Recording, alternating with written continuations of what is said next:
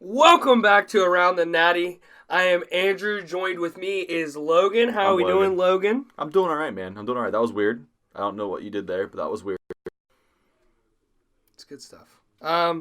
We're back to bring you some sports of the Cincinnati variety. We got kind of the similar thing as last week.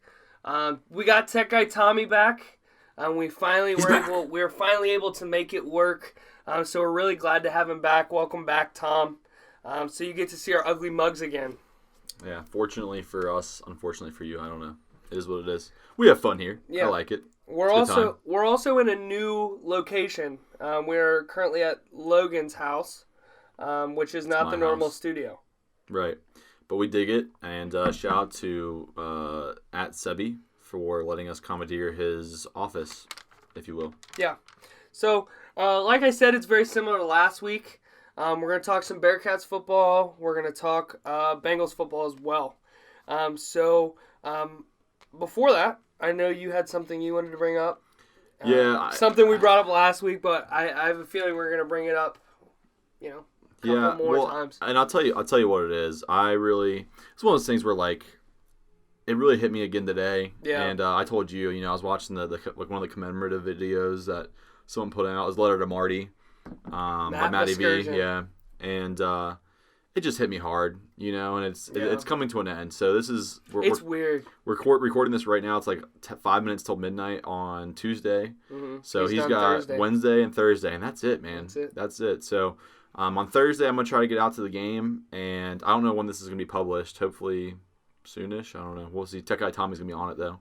We'll see. Yeah, he's gonna party it up. But and I'm going to try to get out Thursday. They're giving out transistor radios, so if you happen to hear this before Thursday. Dude, that's dope. Yeah, I'm going to try to get to the game and at least stay for a little bit, get the transistor radio, and if nothing else, throw on the game on the way home and listen to him broadcast his last game while he's there. And I'm excited. But it's definitely an end of an era, and it's sad. It's sad, 46 years, and, he's been here through it all, and we talked about it before, like him or you hate him, Marty Brennaman has definitely been the voice of the Reds for a very long time, and it's gonna be different. It's gonna be different experience for Reds fans. It's gonna be a different way experience for Reds baseball. I mean, we talked about it earlier. I gave Logan a call, and he was talking about the video from Matt Vasgersian, and I was like, "Yeah, I know, I saw that too," and it almost made me tear up. I choked up. I got weepy. Yeah, I got weepy. But then I said, we didn't realize it being from Cincinnati that we were listening to one of the all-time greats, one of the all-time great broadcasters, not only in Cincinnati but in all of baseball. Absolutely. We've been blessed every day to turn him on and watch the game, and listen to him, broadcast the game. Whether it was with Nuxie or Brantley or Jim Day or whoever it was, we got to listen to Tom Brennaman, who's amongst the names, Vince Scully, and all those greats. Right. Yeah, absolutely. And it's gonna be weird. It's gonna be weird not to turn on the radio to Tom Brennaman. Right. But as one era ends, another one begins, and we'll be here to update you on what that is and what that looks like, and hopefully we can see what that. I don't know when we'll find out who will be. I don't think they're in a hurry. No, I don't think they're in a hurry. Yeah. They're gonna let his kind of thing. Yeah, it's a month. It's the month of Marty, so let it be. Baby. Marty month, baby. Here's to you, Marty. Yeah, here's to you, Marty. So yeah, like I said, we're gonna be doing similar format of last week. So we're gonna start out with some Bearcats football.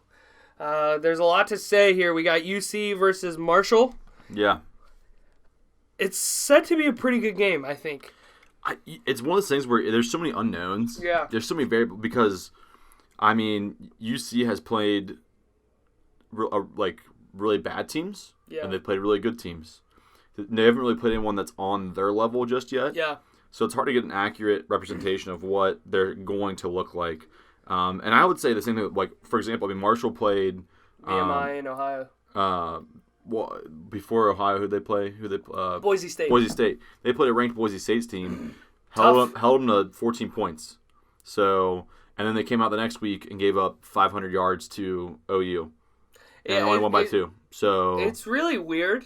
And it's not like it's a rivalry game, right? I mean, Marshall's a Conference USA team, and OU is a MAC school. Yeah, so MAC Nation, baby.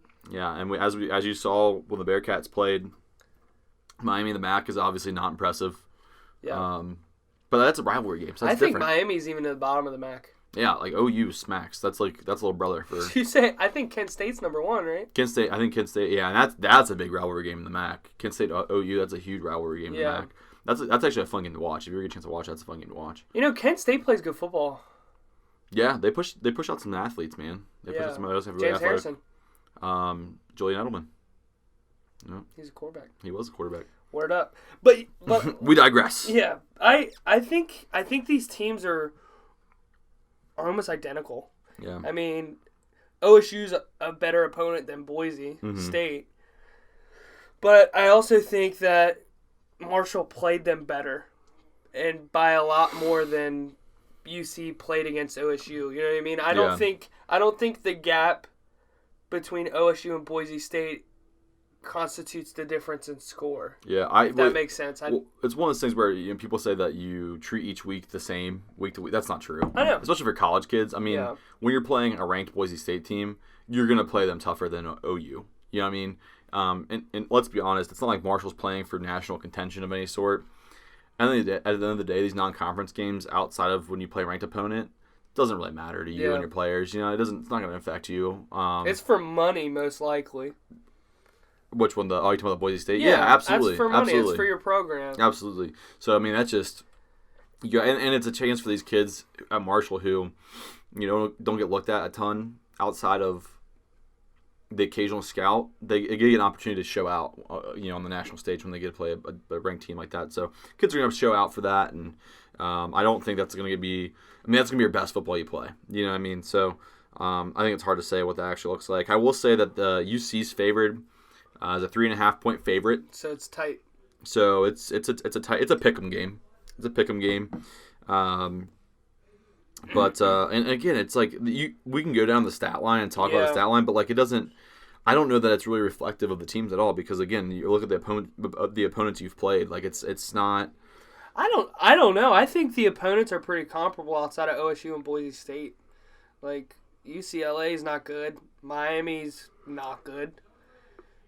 But the only big gap that I see that isn't, almost on par is OSU and Boise State. Yeah, but I'm saying this, like, for example, like Marshall has 434 total yards, but, like, again, they played, like, VMI and they played Boise State. I mean, that's two very, very different opponents. So you mean quality. The teams on their same schedule? Right, exactly. I mean, but UC's got the same kind of thing. Oh, I agree. That's what I'm saying. I don't think the stats really tell you anything about the teams themselves.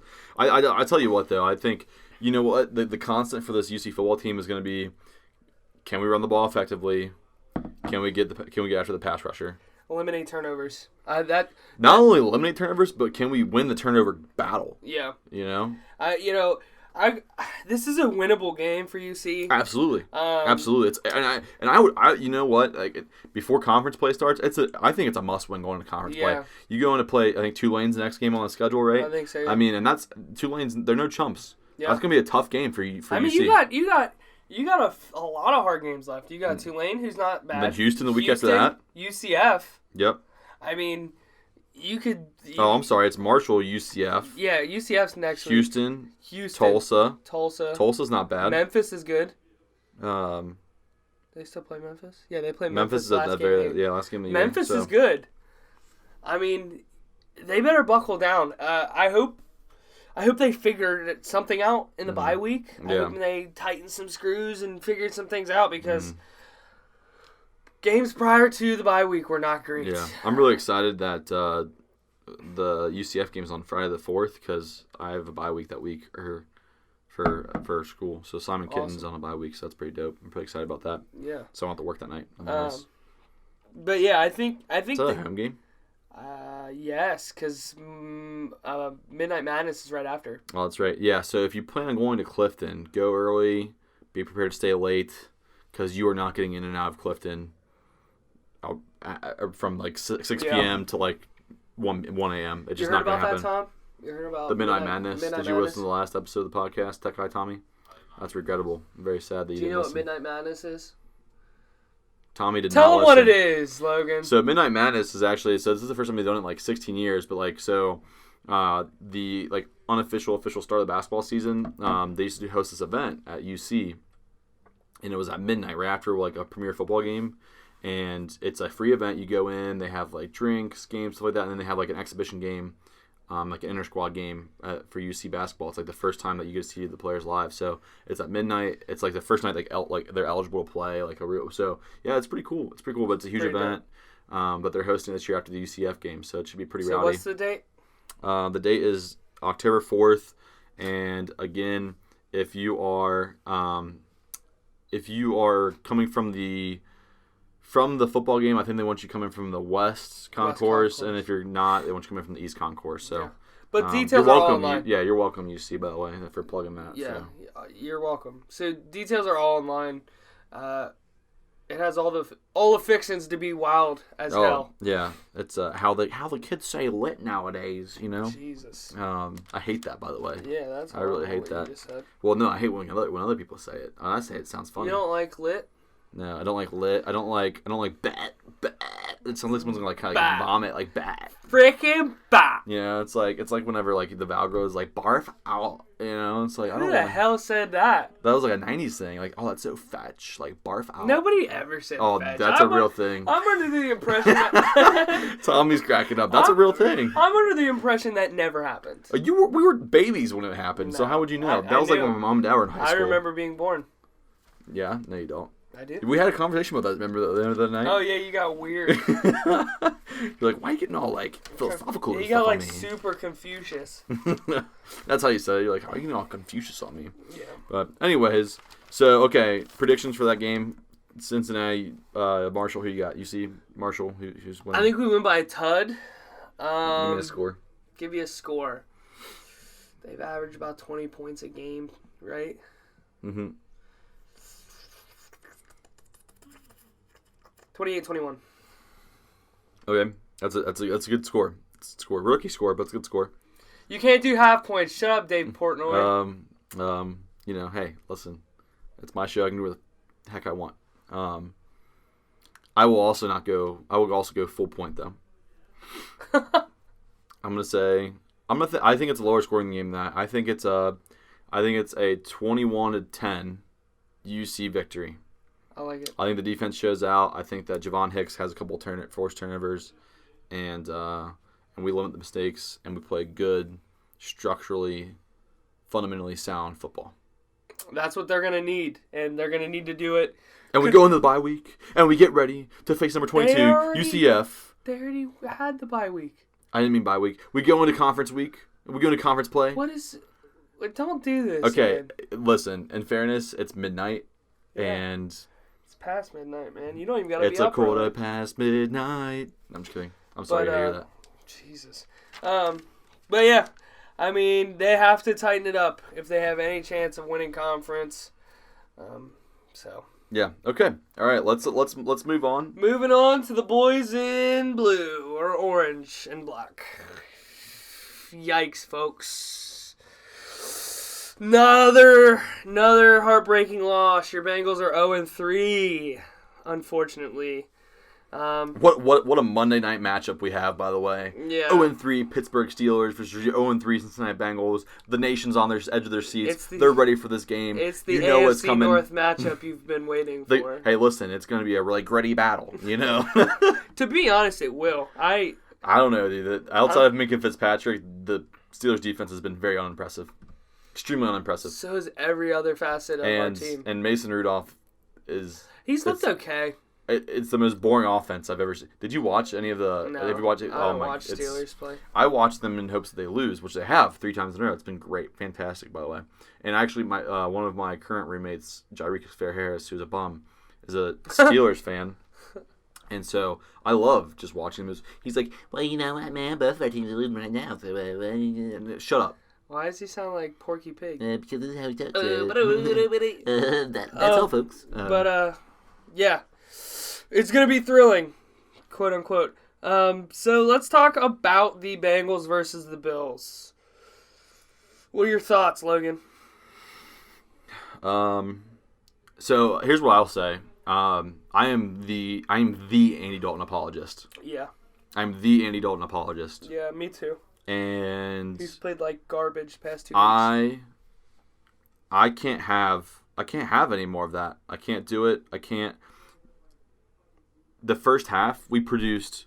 I don't think we had a first down in the first five series. We didn't have a first down until 2 minutes left in the first half. That's unbelievable. A QBR of 29.8 for the game is what he posted. Yeah. 2 interceptions, didn't take care of the football. Again, Andy Dalton's gonna be better. You know, if we're hitching our horse, if you will, to Andy Dalton for the future. And by the way, this is a contract year. His contract's getting ready to expire. Yeah, I know. We're in a very pivotal position in our franchise right now. We have very hard decisions to make, things that are going to make fans not happy one way or the other. You know, because I think that that's a very polarizing situation. And I think it's a very fair conversation to have. Is do we, you know, let me preface by saying Andy Dalton overall has been a very good thing for this Bengals organization. I agree. He's provided stability. He's been good enough to win with. He's never been a person you're going to win mostly because of. There's been moments, but he's not that guy. He's not Aaron Rodgers. He's not Patrick Mahomes, and we know that, and we accept that, and I can live with that. And I think his deal that he was on this past time, very team-friendly deal. I think it's a very smart deal. Set the Bengals up for a lot of success. I think that's the reason why they did so well in 2015, because they were put pieces around him, because they had the cap space and the money and the flexibility to do so. I can promise you that guess what? He's seen Kirk Cousins get paid. He's seen Jared Goff get paid. He sees Prescott about to get paid.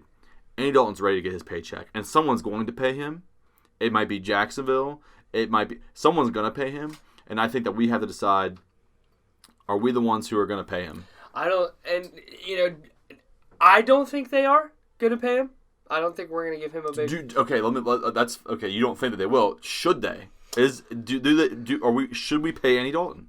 My big thing is I think it's time to move on. Mm-hmm. I think that our team is past the point where you can build around a average to slightly above average quarterback that you have in Andy Dalton. When we had Sanu and we had Marvin Jones and we had a good O-line and we had AJ Green and all those pieces, you saw what he could do. Right. As far as him doing it on his own, like you said, he's never going to be that guy you win because of. Right. Now, when you look at this team as it sits today, there's some pieces. There's some okay pieces, right? You don't have enough pieces around him to make him effective. Right. And I think by the time that the Bengals get those pieces around him, it's going to be too late. And the cost is just going to be too significant. It's too much. And so now here's my next question is, and I don't like it, and you tweeted about it, and I don't like it, but at one point, okay, here's the thing, we're playing the Pittsburgh Steelers this week. We traditionally have never played the Pittsburgh Steelers well. It doesn't matter if Ben Roethlisberger's been starting or not. We've traditionally never played them well. Yeah. There's a very real possibility we come out of this week 0-4. At what point do we start saying, okay, maybe we consider tanking for Tua or Trevor or whomever? Yeah, I did tweet about this. Mm-hmm. I know it's probably the right idea to get our team where we want it to go, is to lose as many games as possible. Mm-hmm. My mind is not wired that way. It never has been. Every game I watch, I am going to be rooting for them to win. Yeah. As hard as I can. I'm going to be pissed when they don't. Right. I'm going to be ecstatic when they do. It's just how I'm wired. I get it. It's best for the program. That's how we got Carson Palmer. We tanked. It was great. He was great for our franchise. He was like the best quarterback ever. Well, I'll tell you what the other thing that says though, if you're prepared to do that, is it says that you're conceding that Zach Taylor's in this coaching staff is not the coaching staff of the future.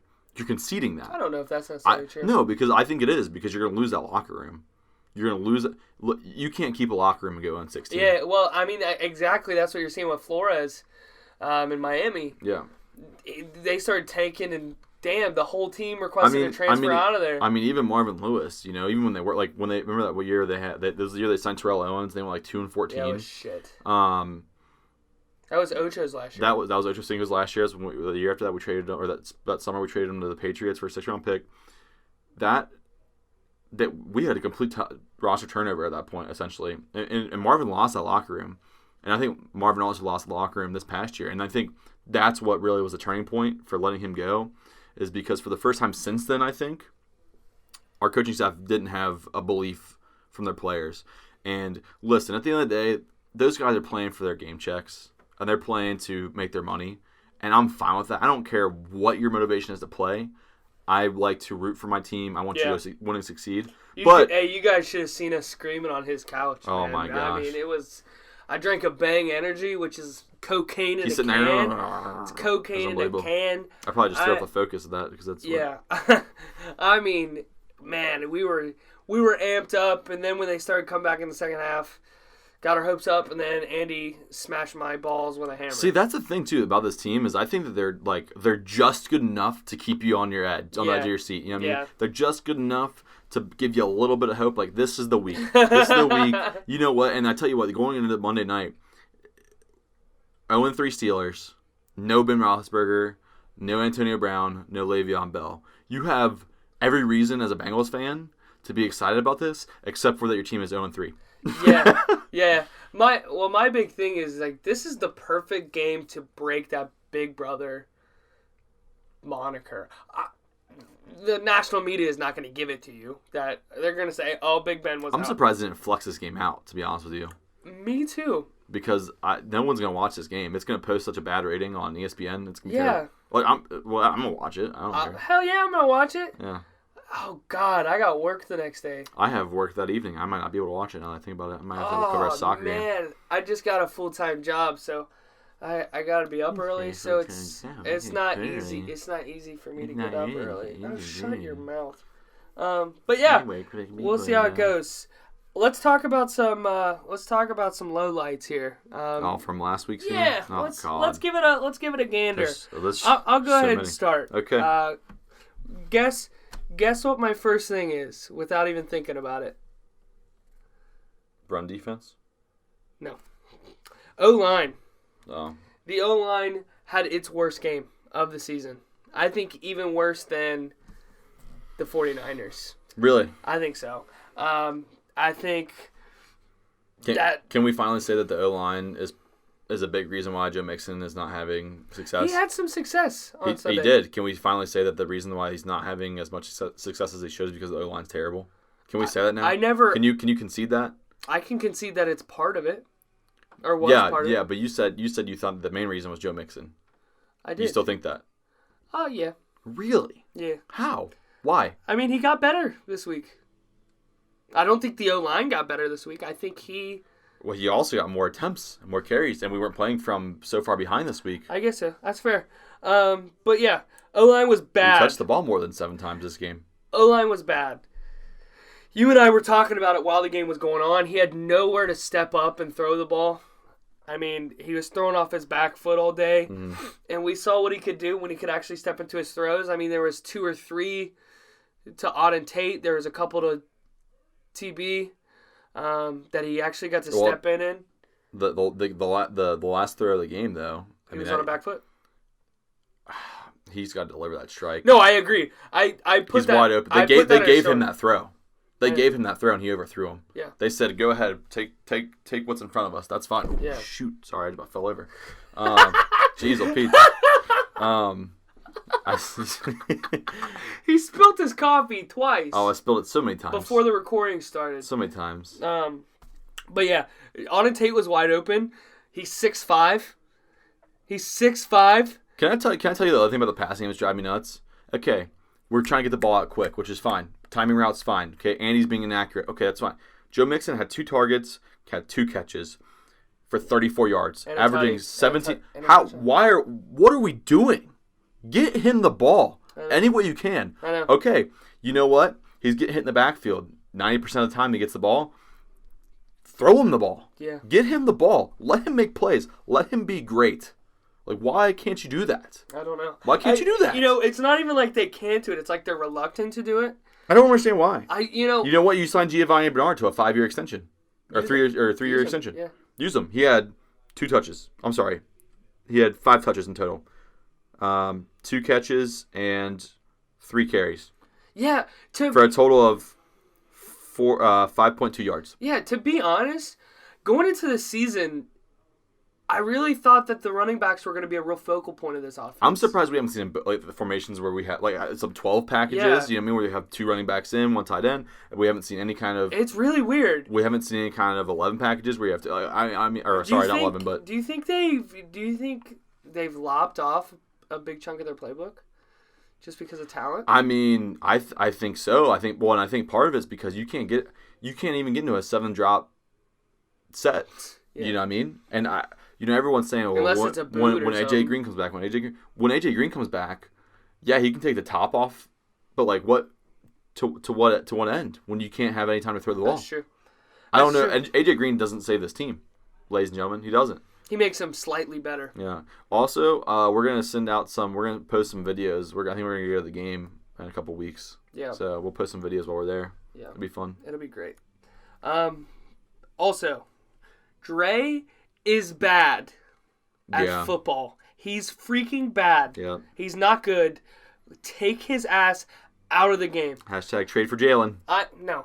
I'm starting it. I have not. Hashtag trade for Jalen. I have not seen a man be stiff-armed into his grave more than Dre Kirkpatrick. Jalen make this tackle. I said it last week. It's an attitude. He got pimped by, what was that guy's name? Breda, yeah. Yeah, pimped his ass. Yep.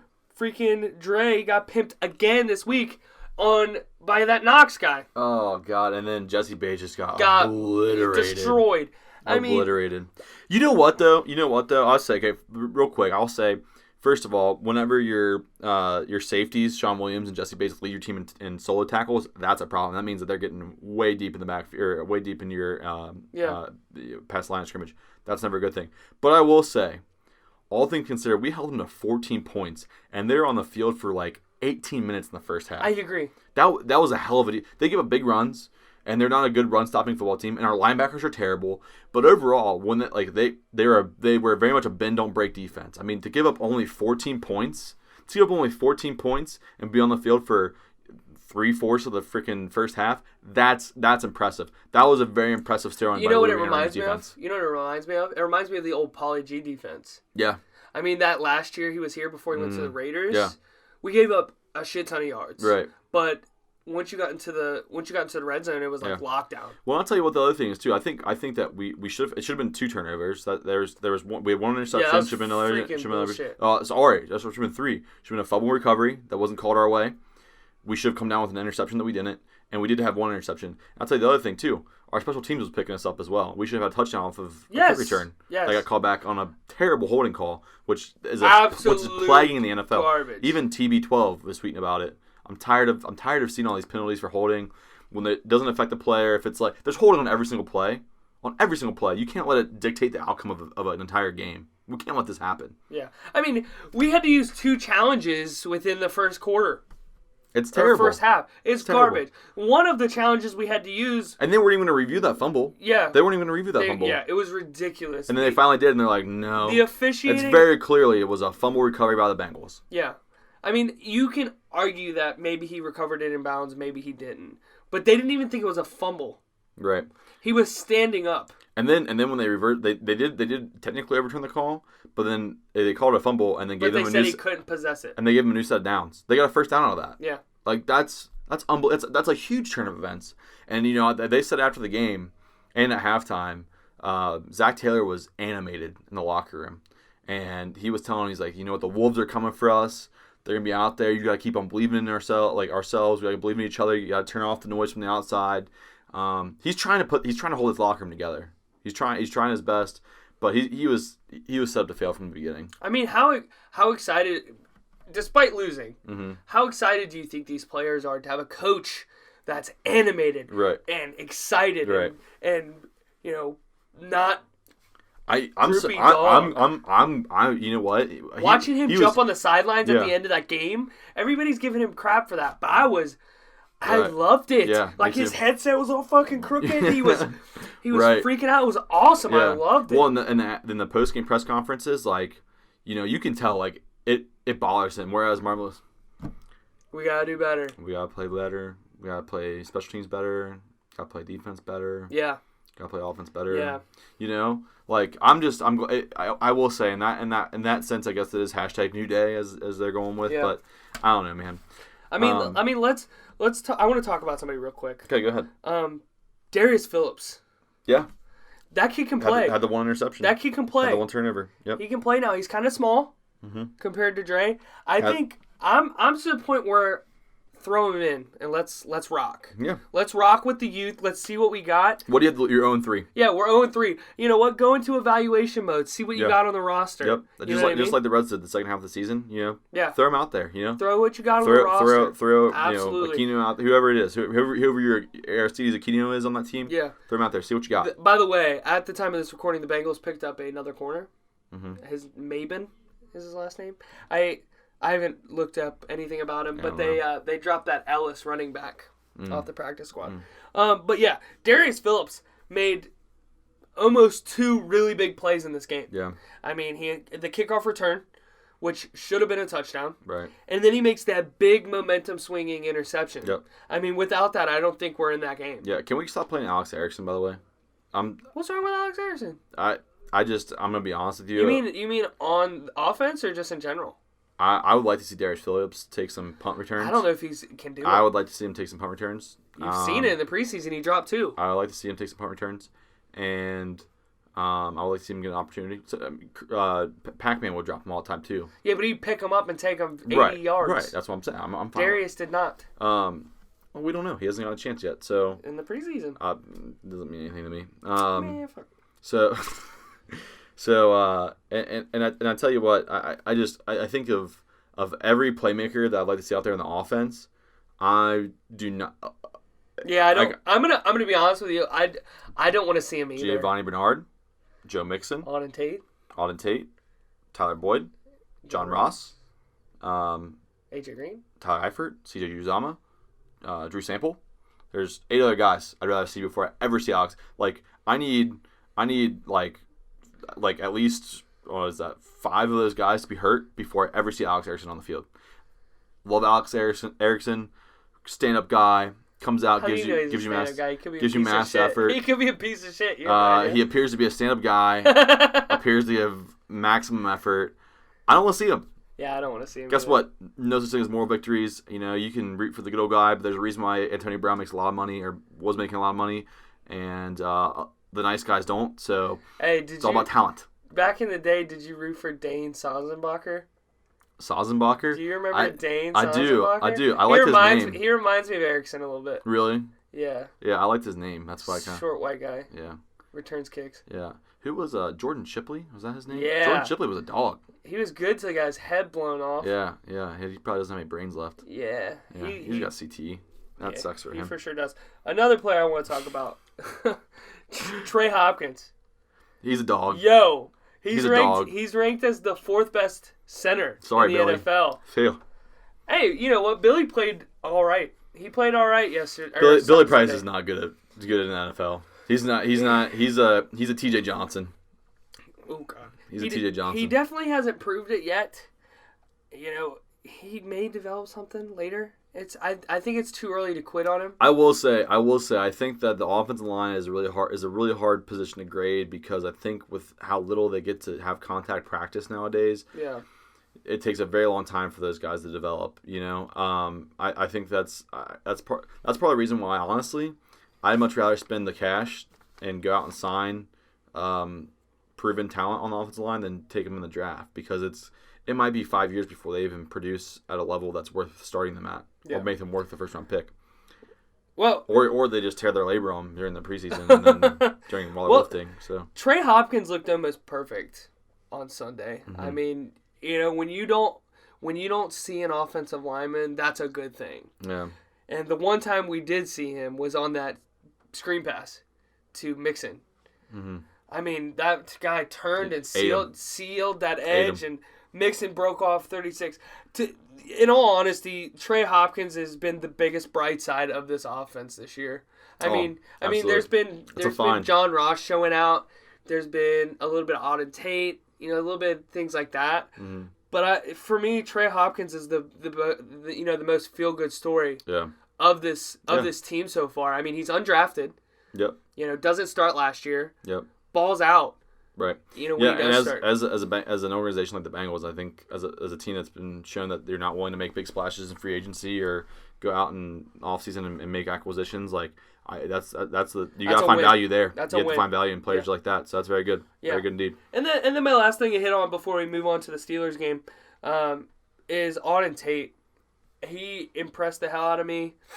I knew he could do it. That last play was not his fault. That's Andy Dalton. I agree. That was Andy's fault. He's 6'5". You got to hit him in the hands. You know what I really appreciate about him, though? He went to that post-game press conference. He said, my hands were on and I got to catch that ball. I respect the hell out of that man. Yeah. I like that a lot. He says the right things. He goes out. He's a hell of a threat in the red zone when we can get in the red zone and not take penalties. He was a threat all over the field on Sunday. 7 receptions, 94 yards. Yep, 6 receptions.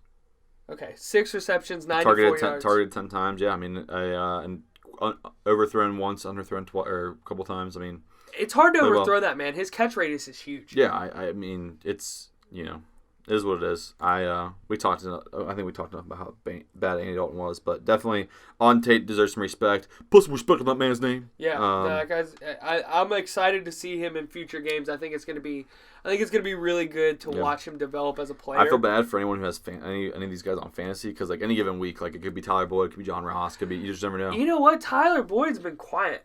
I mean, I guess our whole offense has been quiet. Tyler Boyd is very much like my man TJ Hushmanzada. In that he's just a good possession guy. He's gonna be there. He went for over 1,000 last year. Yeah, I mean, but I'm saying that he's gonna be a receptions over yards kind of guy. You know what I mean? And what he can do after the catch is really impressive. I mean, you saw it last week. He had a great hurdle on a DB. It was dope. Yeah, so it was good. He's got playmaking ability. Yeah. All right. Well, let's go ahead and move on here. Let's preview this week.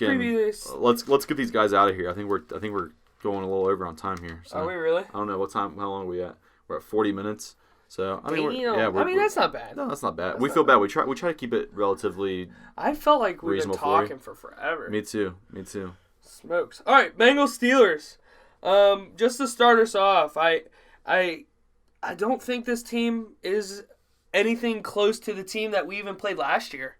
I mean, they're down Antonio, they're down Le'Veon. Mm-hmm. I mean, all they got is Juju and Connor. What do you think the spread is for this game? What does that mean? I don't know. Who do you think's favored in this game by how many points? Pittsburgh by 14. Pittsburgh by 4. Really? Yeah, it's a pick'em game, man. Yeah. It's a pick'em game. I take the Bengals and I take the points. I think they cover the spread. So if you're betting people, take it. You also said that last week. It's still a good bet. I'd do it again. But yeah, I think if you stop Juju and you stop Connor, you win this game. I mean, Connor has not done shit. I have him on fantasy, and he gets me 10 points. Okay? Juju has not looked great. I think. Don't start Vance McDonald this week. He's going to be out. They just traded for a tight end from Seattle. Did they? Okay. Yeah, don't start Vance McDonald in your fantasy this week. Just heads up. I think. And if you do and you're a Bengals fan, then screw you anyways. I think that this is the first time in a long time that the Steelers don't have a lot of talent. And I think it's... Anywhere. They don't have it anywhere. Anywhere. Their defense is bad. I mean, their offense... Minkah Fitzpatrick is the talent. And they got Joe Hayden. Dude, Joe Hayden's old. I mean, I still think he's a quality. I think he's a quality, and he plays the Bengals really well. I think if you asked AJ Green who he hates going up against the most, I bet you he'd say Joe Hayden. Joe Hayden plays AJ Green tough as hell. Yeah. And I know he's not playing this week, but I'm just saying Joe Hayden plays him really well. Yeah. Always did in Cleveland, shut him down all the time. And AJ would get heated. It was kind of funny. Yeah. But yeah, I think they're floundering a little bit. Mm-hmm. They've had talent out the ass for years. I mean, I can't think of a less talented Steelers team. No. I can't think of one. Because you've always had at least Big Ben and one other person to make plays. San Antonio Holmes, Le'Veon Bell, Plaxico Burress. Well, Plaxico. I like Plaxico until he shot himself. But yeah. So, anyway, what are your keys to success this week for them? For the Bengals. I think you're gonna have to get Andy in a rhythm. I think the biggest problem with him the past couple weeks is they haven't been able to stay on the field. Mm-hmm. I think you got to get him into some quick throws, which is what they've been trying to do. But that's how this offense is going to have to operate. I think, one, you're going to have to get him in a rhythm. Two, use the shit out of Joe Mixon. I mean, I like I said, I thought he was going to be the focal point of this offense. I thought you were going to run the offense through Joe. Mm-hmm. I haven't seen that yet. Right. And a lot of that's been lack of run production. I think you have to stick to that. And as you said earlier in the episode, use them in screens. Throw in the ball. Yeah. See, that's the thing. I mean, Zach Taylor should be creative and find creative ways to get our guys involved, the playmakers of the ball. That was the biggest complaint last year. Our playmakers weren't getting enough touches early on in Bill Ager's offense. And I think that they've done a good job of making adjustments on the fly. I think that he's been very effective. I think our execution's been poor. Yeah. But, no, I agree. And again, I mean, they do – if there is a strength of their defense, it's the secondary. Yeah. So you have to find a way to open up the field a little bit for our receivers. Yeah. Get some play action working. I think one of the biggest parts of this offense in terms of play calling for Zach Taylor is his RPOs, and he wants to run those, especially get quick outs, quick crossing patterns with an RPO. Slants, yeah. And we haven't been able to get into that because they haven't had to respect the run game. I mean, we've had like 3 drives that have been anything substantial. I felt like everything was either big play or 3 and out. But my final thing is with this defense, and I'm going to say this every week, I think they just need to play fast. Yeah. I think you need to think less and just let your instincts kind of take over a bit. I feel like they're overthinking. Yeah. And they're just not getting to where they need to be fast enough. So I know the scheme's going to be there, but I think playing loose and playing fast is crucial. Yeah. I'll tell you what the key to this game is. I'll tell you what it is right now. Tell us. Powerful. No, and it's correct. It's the right thing. Everyone loves top. Time of possession. Everyone loves a little top. And that's inappropriate. I don't know what you're talking about. Everyone loves a little time of possession. That's the key to the game. If you can win the time of possession here, I think you have a better chance. I think the defense, when they're not forced to play 20 minutes in the first half, can really set you up for success. They're going to give up big runs here and there. That's just the way our defense is set up. They're going to give up yards over the middle of the field. It's going to happen. But if you can keep the ball, win the time of possessions, which I think that you can against this team, and we find a way to minimize the run because they're going to go to it a lot. They haven't really put what's their quarterback's name now? Help me out. Rudolph. Mason Rudolph in positions where he's had to throw the ball a lot. They've been playing and calling. Play calling has been very conservative for him. They don't want him to push the ball downfield just yet. If you can find a way to minimize that run game, keep your offense on the field, keep our defense off, that's how you win this football game this weekend. Take the Bengals, take the points. Final score, 21-14 Bengals. Here it is, Houday Nation, baby. I think you're correct in the fact that Cincinnati beats these Steelers. I don't think Steelers are good. I think we get back on track. I think this is a snoozer, however. 14-17 Bengals. That wouldn't surprise me. And no one will be watching to care, but it will be a snoozer, I think, either way. Because even 21-14 nowadays isn't a... yeah, I mean, if you're watching Patrick Mahomes throw 8 touchdowns in a game... and yeah, he looks like Magic Johnson. Like him on those, so... But, did you say Magic Johnson? Yeah. When did Magic Johnson ever go, wee-hee? You've never watched him talk, you've never watched him commentate his own play? No. Oh my God, it's so funny. He's hilarious. He's like, I gave him the yee. He's like, whoo, He's Michael it's Jackson. It's so funny. Also? Yeah, he's like, hee hee. All right. Woo. All right, Logan. Well, I appreciate you guys stopping by, giving us a listen. It's always good to do the show, especially when we have Tech Guy Tommy here. Tech Guy Tommy. Do you have a Twitter yet? Why, dude? What the hell? What the hell, Tom? Who's C. Marshall? Huh? Someone C Marshall just. Oh no, that's me. That's my unused Twitter account that I made. You better turn it into Tech Guy Tommy. You just followed me on. Okay, so Tommy. Yeah, apparently. So Tommy, you just followed us. You just followed the show. Can you change Eric? Oh, just now came just on. change your handle to at Tech Guy Tommy. Tech Guy Tommy. Well, right now his handle is at C Marshall 10. Before we leave. Oh no, that's T Marshall 10. C Marshall 10. That's Charlie. That's my brother. Oh, okay. Well, Charlie, we love you. We appreciate you, We love dog. you, Chuck. But before you leave here, you will change your name to Tech Guy Tommy. Tech Guy Tommy. No, we'll have you do it before you leave. Yeah. It's in your contract. Go ahead and plug the socials. Sorry. Yeah. So at Girly Hummin is Gamble's Twitter account. At GIRLIEHUMMIN. My Twitter handle is at chow_Logan, and most importantly, you can follow the podcast at around_the_Nati.